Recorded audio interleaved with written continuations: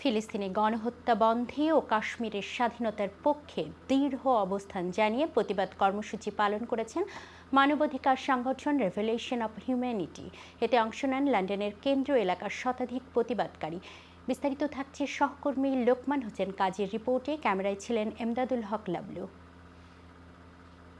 Birmingham ও তার পার্শ্ববর্তী বিভিন্ন শহর থেকে আগত কমিউনিটি সর্বস্তরের নানান নেতৃবৃন্দ আলেম ওলামাদের উপস্থিতিতে বার্মিংহামের লজার্স রোডে গাজাবাসীদের পাশে থাকার প্রতিশ্রুতির মধ্য দিয়ে রেভলিউশন অফ হিউম্যানিটির আয়োজনে এই উক্ত প্রতিবাদ সমাবেশ অনুষ্ঠিত হয়।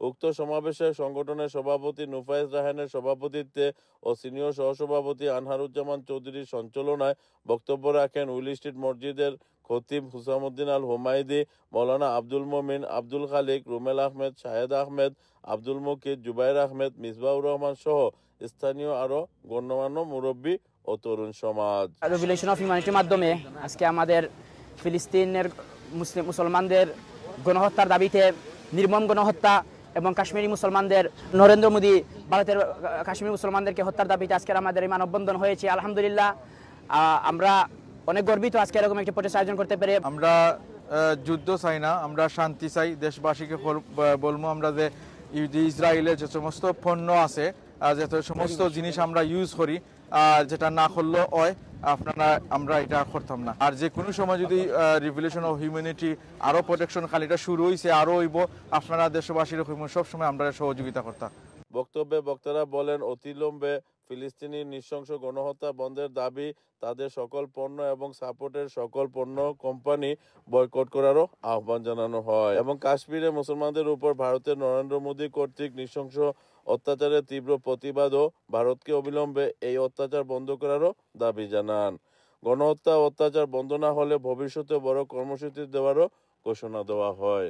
রেভলিউশন অফ হিউম্যানিটি কর্তৃক আয়োজিত আজকের এই প্রতিবাদ সভায় ফিলিস্তিনি গাজা ইসরায়েলি বাহিনী যে বর্বরতা গণহত্যা চালাচ্ছে তার প্রতিবাদে ডাকা মানববন্ধন কর্মসূচিতে আজকে গণজামায়াতে পরিণত হয়েছে লজেন্সের রোডে। রাস্তায় দাঁড়িয়ে বা জুম্মা পরে এই প্রতিবাদ সভার আয়োজন করা হয়েছে। বার্মিংহামের লজেন্স থেকে লোকমান হোসেন কাজী, আয়ন টিভি।